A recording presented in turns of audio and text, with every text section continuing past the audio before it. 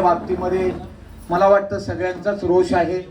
मागच्या सभेमध्ये आपण सांगितलेलं ज्या ठिकाणी आम्ही स्मार्ट मीटर लावू त्याच्या बाजूला जुना मीटर ठेवू आणि ते आपण रीडिंग कॅल्क्युलेट करू, पण मला वाटतं कुठेच असं लागलं गेलेलं नाहीये। तर तुमच्याकडे काय सरकारचे गाईडलाईन आहेत? स्मार्ट मीटरच लावायचं आहे की नक्की काय ते तुम्ही सांगा, कारण सगळे ग्राहक स्मार्ट मीटरने नाराज आहेत। काही स्मार्ट मीटरचे बिल भरले नाही, तुम्ही इमिजिएटली ते कट करता, ऑटोमॅटिकली कट होतात।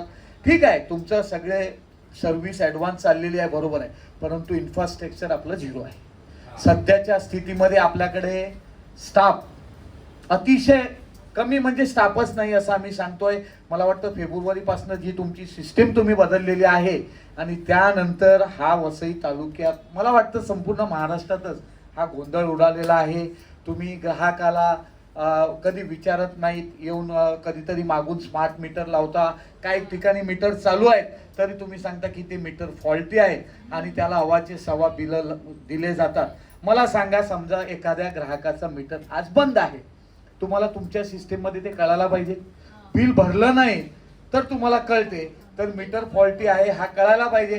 तुम्ही 6 ते 7 महिने त्यांना सम युनिट देता आणि नंतर 50,000 रुपये, एखादा अशा गरीब व्यक्ती 50,000 संपूर्ण आयुष्यात कमावत नाही, तो 50,000 भरू शकत नाही। आपल्या सिस्टीम मध्ये सुधारणा असणं फार गरजेचं आहे आणि मला वाटतं ते तुम्ही केलं पाहिजे। फर्स्ट बिल जर तुम्हाला दिसलं की सम युनिट येते, सेकंड सम युनिट येते, तुम्ही त्यांना इमिजिएटली ग्राहकांना पत्र पाठवायला पाहिजे किंवा मेसेज करायला पाहिजे की तुमचा मीटर फॉल्टी आहे, तुम्ही टेस्ट करा। मला वाटतं त्यांना सांगण्याच्या अगोदर तुम्हीच जर जाऊन टेस्टिंग केलं आणि मीटर बदलून दिलं तर त्यांना ते जे काही बिल जो काही भूदंड त्यांना 8-10 महिन्याचा भरावा लागतो ते होणार नाही। मला वाटतं खूप ग्राहकाला असं झालेलं आहे की आमची ताई, मी स्वतः आपल्याला पत्र दिलेलं आहे, त्यांना 6 ते 7 महिने तुम्ही सम युनिटची बिलं दिली आणि आता तुम्ही त्यांना 34,000 38,000चं बिलं दिलेले आहेत।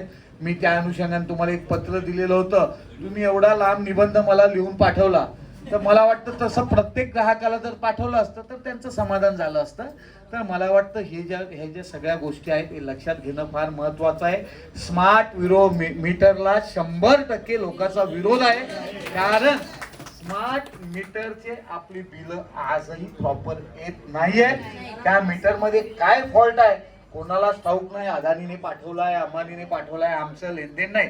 आम्हाला जर प्रॉपर युनिट येत असतील तर मीटर बसवायला काहीच हरकत नाही, परंतु तो स्मार्ट मीटर लावल्याने 100% आपलं बिल डबल ते ट्रिपल असते आणि ते सगळीकडे ग्राहक बसलेले आहेत। त्यावर तुम्ही ड्राईव्ह ठेवा, ज्या ज्या लोकांना अशी एक्स्ट्रा बिल आलेली आहे ते ड्राईव्ह ठेवून कमी करून घ्या। त्यानंतर बऱ्यापैकी LT ST पोलचं इकडे आमच्या सगळ्या सन्माननीय नगरसेवक ग्राहकांनी बोललेलं आहे। आपल्या सर्वांना ठाऊक आहे इतकी मोठी एजन्सी, जवळजवळ 79 कोटी रुपये या लीना पॉवरटेकला हे जे कॉन्ट्रॅक्ट होतं त्याच्यामध्ये लीना पॉवरटेकने आजपर्यंत किती कामं केलेली आहेत हे बघा। माझ्याकडे काही लिस्ट आहेत, मी बघितलेलं आहे। मला वाटतं ग्रामीण पट्ट्यातच जवळजवळ 15 ते 16 किलोमीटर त्यांनी काम केलेलं नाहीये बंच कंडक्टरचं। काही ठिकाणी त्यांनी LT पोल बदललेले नाही, ST पोल बदललेले नाहीये। त्या व्यतिरिक्त 0.5 to 0.1, 0.1 to 0.2, 0.2 to 0.3 असे तुमचे जे कव्हर आपले ST कंडक्टर होते, ती क्षमता वाढवण्यासाठी देखील त्याला कॉन्ट्रॅक्ट देण्यात आलेलं होतं। त्याच्यातही मला वाटतं अगदी एक 5-10 किलोमीटर काम झालेलं आहे। त्यानंतर आपण काही बंच कंडक्टरचे एक्स्ट्रा कामं ज्या वेळेला खंदारे साहेब होते त्यावेळेला मला वाटतं 10 ते 15 किलोमीटर सँक्शन घेतलेलं होतं, तेही काम कोणत्याच पट्ट्यात झालेलं नाही आहे। त्यानंतर त्याला अंडरग्राऊंड काही केबलचा स्कोप होता लीना पॉवरटेककडे, तेही किती कामं तुम्ही करून दिलेली आहेत, मला वाटतं तेही कामं झालेली नाहीत।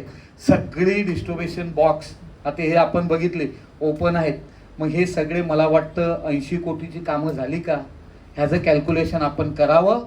त्यानंतर आपल्याला आत्ताच आपण ऐकलेलं आहे जवळजवळ 300-325 कोटी रुपये आपल्याला येत आहेत त्या पॉलिकॅप कंपन्या, पॉलिकॅपची काहीतरी एजन्सी आहे, त्यामार्फत आपल्याला जे ट्रान्सफॉर्मर उंच करायचे आहेत, डिस्ट्रीब्युशन बॉक्स उंच करायचे आहेत, जे अंडर जे केबल आहेत त्या म्हणजे ज्या खाली जे बॉक्स आहेत ते सगळे वरती घ्यायचे आहेत। ह्या सगळ्या गोष्टी तुम्ही करून घेणं फार गरजेचं आहे। आपल्या सगळ्याच्या माहितीसाठी सांगतो, 9 जुलै 2024 रोजी ज्यावेळी तत्कालीन ऊर्जा मंत्री देवेंद्र फडणवीस यांच्या दालनामध्ये ज्यावेळी सभा झाली, आमचे तिन्ही आमदार त्यावेळी उपस्थित होतो, मी स्वतः त्या ठिकाणी उपस्थित होतो आणि त्यावेळेला कोकण विजनमध्ये आपण बाहेर असताना देखील आपल्याला त्या स्कीममध्ये नॅशनल सायक्लोन रिक्स प्रोजेक्टमध्ये आपल्याला समाविष्ट करून घेतलेला आहे. त्याचे जवळजवळ 123 कोटीची आपली वर्क ऑर्डर मार्चमध्ये झालेली आहे. मार्च, एप्रिल आणि मे ह्या 2 महिन्यामध्ये आपलं अंडरग्राऊंड किती काम झालं? समुद्र किनाऱ्यापासून जवळजवळ 3 किलोमीटरपर्यंत अंडरग्राऊंड काम आहे, ज्याच्यात आपले किती गाव समाविष्ट आहेत हे तुम्ही ग्राहकापर्यंत सांगावं, ग्राहकांना कळवावं आणि ते काम किती फास्टमध्ये आपल्याला करता येईल. आता मला वाटतं जवळजवळ आपल्याला 101 ट्रान्सफॉर्मर नवीन येत आहेत, त्यातले काही तर 10 का 12 ट्रान्सफॉर्मर का 15 आपल्याला प्राप्त झालेले आहेत. मग हे नवीन ट्रान्सफॉर्मर येणारे आपण कोणत्या ठिकाणी बसवणार आहात? की कोणता तरी एखादा राजकीय पक्ष बोलतोय म्हणून त्या ठिकाणी नेऊन लावणार असाल? ग्राहकाची सोय बघणं फार गरजेचं आहे आणि आमचा बऱ्यापैकी यावर फॉलोअप आहे. वारंवार आपल्याला पत्र दिलेले आहेत, ऊर्जा मंत्र्यापासून प्रत्येक ठिकाणी आमचे मेल असतात. तर मला वाटतं ही कामं जर फास्टमध्ये झाली, आपली जे ट्रान्सफॉर्मर आहेत, ज्या ज्या ठिकाणी 200 केवीचा ट्रान्सफॉर्मरची गरज आहे त्या ठिकाणी तुमचा 100 केवीचा ट्रान्सफॉर्मर आहे, त्याची क्षमता वाढवणं गरजेचं आहे. ट्रान्सफॉर्मरचं रेग्युलर मेंटेनन्स होणं फार गरजेचं आहे आणि काही ठिकाणी तुम्ही लावलेले जे ट्रान्सफॉर्मर आहेत हे अगदी लो लेवलला लावलेले आहेत आणि आजूबाजूला शाळा आहे, पब्लिक एरिया आहे, त्या ठिकाणी ते सेफ्टी गार्ड लावणं फार महत्त्वाचं आहे. काही ठिकाणी आपण गार्डिंग करणं गरजेचं आहे, काही ठिकाणी आपण उभे केलेल्या पोलला साधे स्टे नाही आहे, बफिंग नाही आहे. या सगळ्या गोष्टी जर तुम्ही वर्क करून घेतल्या नाही तर मला वाटतं आजच्या दिवसात जे आपल्या MSEBचं मला वाटतं जे काही काम चालू आहे हे भगवान भरोसा काम चालू आहे. लक्षात घ्या साहेब, तुम्ही आता नवीन आलेले आहेत, ज्या ओपन केबल वगैरे आहेत ह्याला नियमाने 2 फूट आतमध्ये टाकणं आपलं गाईडलाईन आहे. त्यानंतर त्याला सेफ्टी एखादा पाईप टाकून सेफ्टी हे टाकून त्यामधनं तुम्ही ती केबल टाकणं गरजेचं आहे. ते केबल तुम्ही आपल्या फुटपाथवर ओपन टाकलेले आहेत. असे अनेक समस्या आहेत. मला वाटतं 1973ला या वसई तालुक्यामध्ये इलेक्ट्रिसिटी आलेली आहे. 1963-64ला लावलेले पोल ओपन कंडक्टर आजही तसंच आहे. त्यामुळे लोकांना पूर्ण क्षमतेची आज वीज मिळत नाहीये. यावर आपण अभ्यास करणं गरजेचं आहे. बऱ्यापैकी इन्फ्रास्ट्रक्चर आपण सुधारत आहात, परंतु ज्या पद्धतीने आपलं स्मार्ट बिल येते ना त्याप्रमाणे जर आपलं स्मार्ट इन्फ्रास्ट्रक्चर असतं तर मला वाटतं एकही ग्राहक आज बोललं नसतं. मला वाटतं तुम्ही सगळ्यांनी ड्राईव्ह घ्यावी. मला वाटतं सगळं आपण लिहून घेतलेलं आहे. ज्या ज्या विभागात आज आपण लिहून घेतलेलं आहे त्या त्या विभागात येत्या 1-2 दिवसात आपल्या जेईनं त्या त्या विभागाचे मेंटेनन्स इंचार्ज एक्झिक्युटिव्ह यांना पाठवून पाहणी करून घ्यावी. ज्या ज्या ठिकाणी कमी क्षमतेचे ट्रान्सफॉर्मर आहेत ते लवकरात लवकर बदलून घ्या. ज्या ठिकाणी अंडरग्राऊंड केबलची गरज आहे त्या ठिकाणी अंडरग्राऊंड केबल टाकून घ्या. काही स्लम एरिया आहेत या लोकांना 5 ते 10 हजाराच्या वरती साहेब पैसे पगार नाही आहे. त्यांना तुम्ही 10-20 हजाराची केबल जर आणायला सांगितलं तर 2 महिने त्यांना जेवण कोण देणार? या सगळ्या गोष्टीवर विचार करा आणि अशी काय केबल तुम्हाला महानगरपालिकेमार्फत देखील आम्ही सहकार्य करू.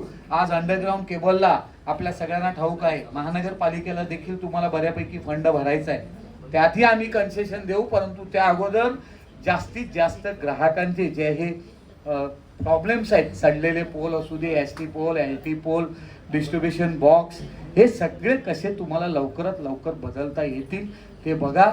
आणि बघा, एखादा जीवितहानी झाल्यावर तुम्ही 5 ते 10 लाख रुपये त्या व्यक्तींना देता, त्या अगोदर तुम्ही 10 लाख त्या विभागात जर खर्च केला ते असे प्रकार घडणार नाहीये आणि जीवितहानी होणार नाहीये. आणि स्मार्ट मीटर बाबत जो आमचा विषय आहे तो ठामपणे तुम्ही शासनाला कळवा की ठाम मीटरला इकडलं कोणतंही ग्राहक तयार नाहीये, कारण स्मार्ट मीटरने आलेलं बिल हे देखील फार स्मार्ट आहे. त्यामुळे तुम्ही योग्य तो त्यावर विचार करा. आणि आज जे मला वाटतं आमच्या ग्राहकांनी, आमच्या सन्माननीय नगरसेवकांनी, सरपंचांनी जे काही विषय मांडलेले आहेत त्याविषयी तुमची काय माहिती असेल ती शेअर करा आणि येत्या 7-8 दिवसात आम्हाला एक पॉझिटिव्हली रिझल्ट द्या अशी तुम्हाला विनंती करतो. जर ह्या पद्धतीने तुम्ही आम्हाला सहकार्य केलं नाही तर आज आमचे फक्त 15-20 नगरसेवक आहेत, नंतर मग आम्हाला मोठ्या आम्ही तसं करणार नाही आहोत. तुम्ही आम्हाला सहकार्य करता आणि सहकार्य करत राहावं. पॉझिटिव्हली आम्हाला चांगली सर्व्हिस मिळावी हीच तुमच्याकडे विनंती करतो. थँक्यू.